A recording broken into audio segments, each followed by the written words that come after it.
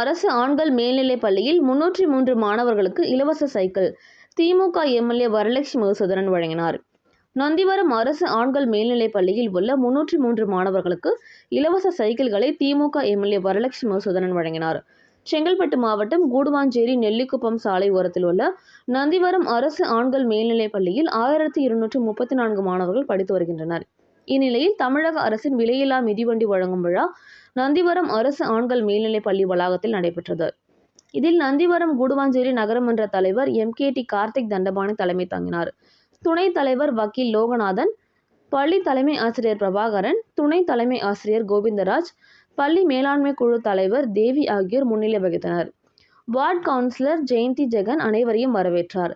சிறப்பு அழைப்பாளர்களாக செங்கல்பட்டு தொகுதி திமுக எம்எல்ஏ வரலட்சுமி மதுசூதனன் கலந்து கொண்டு 11ஆம் வகுப்பு படித்து வரும் 303 மாணவர்களுக்கு இலவச சைக்கிள்களை வழங்கி சிறப்புரையாற்றினார்.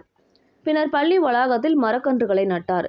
இதில் வார்டு கவுன்சிலர் ஸ்ரீமதி டில்லி, முன்னாள் வார்டு கவுன்சிலர்கள் ராமமூர்த்தி, தரணி உட்பட ஏராளமானோர் கலந்து கொண்டனர். முடிவில் நாட்டு நலப்பணி திட்ட மாநில தொடர்பாளர் தயாளன் நன்றி உரை கூறினார். உங்க கையிலேயே தான் இருக்கு. தம்பி சொன்ன மாதிரி தான் இந்த ஃபோன்ல எல்லாம் நிறைய யூஸ் பண்ணி நம்ம தப்பான வழிக்கு போகாம அதை கொண்டு நம்ம எப்படி ஒரு நல்ல வழியில போக முடியும் அப்படிங்கிறத நம்ம முடிவு பண்ணிக்கணும். நம்ம SM சார் சொன்னாங்க, போன வருஷத்தை விட நீங்க நல்ல ஒரு ரிசல்ட் கொடுத்துருந்தீங்கன்னு. ஏன் SM சாரே வரல, நான் என்ன கேட்டோடனே நான் வரேன்னு சொன்னேன். ஏன் தெரியுமா?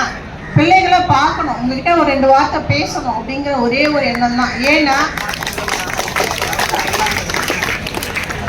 நான் சொல்றதுல இங்க இருக்கிற 500 குழந்தைகள்ல எனக்கு 5 குழந்தைங்க அதை எடுத்துட்டு முன்னிட்டு வந்தா கூட போதும், அப்படிதான் நான் நினைப்பேன். ஏன்னா அந்த குழந்தைங்க அந்த கருத்துக்களை கேட்கணும். யார் என்ன சொன்னாலும் அப்சர்வேஷன் அப்படிங்கிறது ரொம்ப முக்கியம் குழந்தைங்களுக்கு. அது எதுவாக இருந்தாலும் சரி, முதல்ல எதையுமே அப்சர்வ் பண்ணுங்க, அதை காது கொடுத்து கேளுங்க, அதுக்கப்புறம் அதுல நல்லதை நீங்க தேர்ந்தெடுத்துக்கோங்க. அதுதான் நான் சொல்லுவேன் எல்லாருக்குமே. ஏன்னா ஒரு விஷயத்தை கேட்காமையே அதை நம்ம புறந்தள்ளுறதுன்றது ரொம்ப தப்பான விஷயம். எந்த விஷயமாக இருந்தாலும் அதை நம்ம காது கொடுத்து கேட்டுக்கணும். கேட்டுக்கிட்டு நாம சிந்திச்சு அதுக்கு முடிவு எடுக்கணும். இதுதான் பிள்ளைங்கள்கிட்ட சொல்றேன். அதோட கல்விக்குங்கிறது நம்ம அரசு அந்த அளவுக்கான திட்டங்களை செயல்படுத்திட்டு இருக்குன்னு உங்களுக்கு நல்லா தெரியும். இப்போ போன மாசம் உங்களுக்கு தமிழ் புதவன் திட்டமும் வந்துருச்சு தெரியுங்களா? புதுமை பெண்ணுக்கு வந்த மாதிரியே உங்களுக்கும் கல்லூரிக்கு போனால் மாதம் 1000 ரூபாய் தமிழ் புதல்வன் திட்டம் வந்துருச்சு.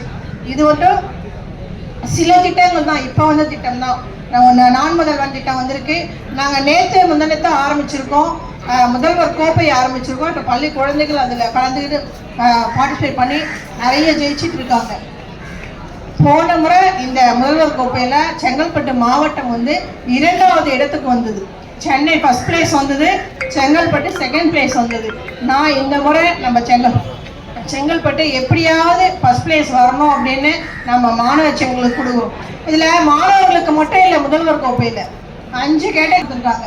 இதில் அவங்கவுங்க திறமையை அவங்கவுங்கள திறமைக்கு ஏற்ற மாதிரி அவங்க திறமைகளுக்கு இந்த ஆப்பர்ச்சுனிட்டி ஏன் கொடுக்கப்படுதுன்னா, இதுலேருந்து அவங்க ஸ்டேட் லெவல் இன்டர்நேஷ்னல் லெவல் போகலாம் அப்படிங்கிறது தான். ஏன்னா இன்னைக்கு விளையாட்டு வந்து கல்வி எந்த அளவுக்கு முக்கியத்துவம் பெற்றதுன்றதோ அந்த அளவுக்கு விளையாட்டு முக்கியத்துவம் பெற்றிருக்கு. ஏன்னா நம்ம ஸ்போர்ட்ஸ் மினிஸ்டர் திரு உதயநிதி ஸ்டாலின் அவர்கள் அந்த அளவுக்கு பண்றாங்க. குறிப்பா இப்ப நம்ம மாவட்டத்துல நான் இப்போ கடந்த 5 ஆண்டே கேட்டிருந்தேன், எனக்கு ஒரு பெரிய விளையாட்டு திடல் வேணும்னு. இப்போ நம்ம வேலை நடந்துட்டு இருக்கு. 15 கோடியில செங்கல்பட்டுல ஒரு பெரிய அனைத்து விளையாட்டும் அடங்குற ஒரு பெரிய ஒரு விளையாட்டு அரங்கம் ஒன்று நம்மளுக்கு கொடுத்துருக்காங்க. ஏன் தெரியுமா? உங்க மாணவ செல்வங்களுக்குலாம் முக்கியமா ஒரு விளையாட்டு அரங்கம் கொடுக்குறேன்னு சொன்னாங்க. ஆனா என் மாவட்டத்துக்கு பெருசா வேணும்னு நான் கேட்டு அதை நம்ம கொண்டு வந்திருக்கோம். அது எல்லாம் தெரியுமா? உங்களுடைய முன்னேற்றத்துக்கு தான். சாதிக்கணும்னு நினைச்சீங்கன்னா அதை நம்ம போய் ஆயிரக்கணக்கில் பணம் செலவு பண்ணி வெளியில கத்துக்க முடியாது. அதை அரசு அந்த நிர்வகிக்கக்கூடிய அந்த இதுல போய் நீங்க கத்துக்கிட்டு உங்களுடைய வாழ்க்கையில் நீங்க மேலும் முன்னேறி வரலாம். இது கல்வியிலிருந்து விளையாட்டு எல்லாத்தையுமே பேஸ் பண்ணி ஒரு அமையிற இது. எனவே மாணவர்கள் கல்வி விளையாட்டு எல்லாத்துலயும் நீங்க வந்து ஷைன் பண்ணணும். உங்களுக்கு எந்த திறமை இருந்தாலும் பரவாயில்ல, அதை நீங்க வெளியே கொண்டு வரணும். அதோட மட்டும் இல்லாமல் வருங்காலத்தினுடைய தூண்களாக நீங்க இருக்கீங்க மாணவர்கள். அதனால நீங்க இன்னைக்கு இந்த வளர்ற சமூகம் வந்து நீங்க ஆரோக்கியமா வளர்ந்தாதான் நாளைய சமுதாயம் ஆரோக்கியமா வளருங்கிறது உங்க கையில தான் இருக்கு.